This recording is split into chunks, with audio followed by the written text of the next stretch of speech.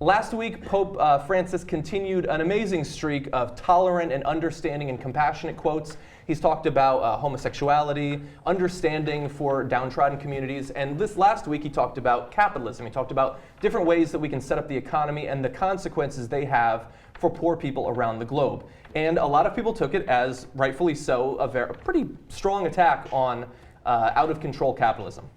So of course there's going to be some strike back from the right. They love capitalism. They say they love the Pope, but they don't like his most recent comments. So Stuart Varney is a host on Fox Business. He was talking about it on his show. Let's watch. I disagree with His Holiness in two ways. First and foremost, capitalism, in my opinion, is a liberator. The free choice of millions of people is the essence of freedom. In my opinion, society benefits most when people are free to pursue their own self-interest. I know that sounds like a contradiction, but it's not. When individuals are free, we collectively are better off in every way, financially and spiritually. Pope Jean Paul understood that. He had experienced firsthand the horrors of a real dictatorship. And we in America are beginning to understand the problems that come when government sticks its fist into the marketplace. Second, I personally do not want my spiritual life mixed up with my political life. I go to church to save my soul. It's got nothing to do with my vote. Pope Francis has linked the two. He's offered direct criticism of a specific political system. He's characterized negatively that system. I think he wants to influence my politics. I think he's right. I think he's right. He might. Yeah. He might. Well, so You he think does he's talk right about Politics and religion should not mix, and Fox News has been a really good example of how politics and religion shouldn't mix, right? Yeah, now to be fair, he is Fox Business, slightly different audience. I understand that their founding ideology slightly different. But of course it is ridiculous, the idea that he as an individual can say whatever he wants about the mixing of religion and politics. But the idea that they don't benefit come election time by people being whipped up into a frenzy by their priests, pastors, and things like that. What about the monstrous hypocrisy here? What about he's saying, I do not, the Pope is saying this, I disagree with him, I don't want my politics and my spiritual life to mix.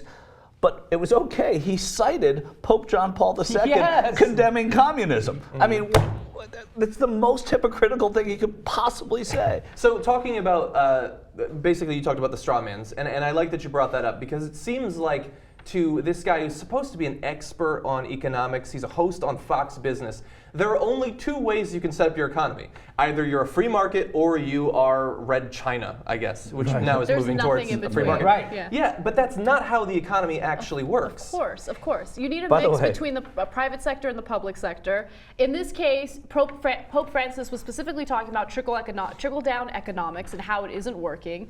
I mean, we have a very, very long case study here in the United States proving that trickle-down economics doesn't work. He's just stating the obvious.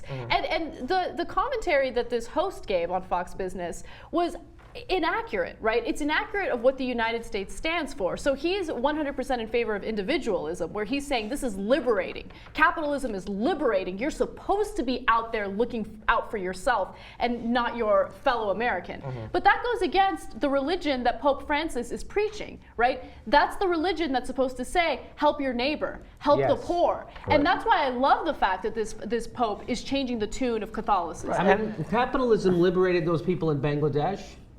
Right? Haven't they? And all those people who make our iPhones, they're all liberated by capitalism. Aren't they all liberated? And what about Pope Pius so X, who supported Hitler? I mean, where's Stuart Varney on that one? I mean, this is this is just such hypocrisy. It's not. And the idea that what he says, I go to church for my spiritual life. I don't want it to mix with my social life. It's like, practical application of spirituality that actually ends up in my real life. I don't want anything to do with that. I want to go to church on Sunday and leave all that bullshit there, because then I can feel like a good person while I'm shitting on the poor the rest of the week. And by the way, even in his example of what he seems to consider a good example of capitalism, he's talking about before, Clinton, before Obama, it's not as if after World War II, the government was just totally hands-off on the economy. Much higher top marginal tax rates, massive U.S. investment in Western Europe, in Japan, reconstructing their economies. Like, we have the international economy we have specifically because of government investment, government regulation. Only more recently, like with the repeal of Glass-Steagall and things like that, this is when he considers the fist of the government to be in the economy. Obviously, we think it's the opposite problem. But really fast. So Varney is criticizing the Pope, but the Pope is a religious figure. And at Fox, you could get in a little bit of trouble. Even Sarah Palin stepped off of her initial criticism of Pope Francis. So he does have to backtrack just a little bit. Let's watch. Oh, really? Now look, I think Pope Francis is a wonderful man. He lives simply, without extravagance. His life is an example to us all. So this Episcopalian is not critical of the man. I simply wish to keep politics out of the pulpit.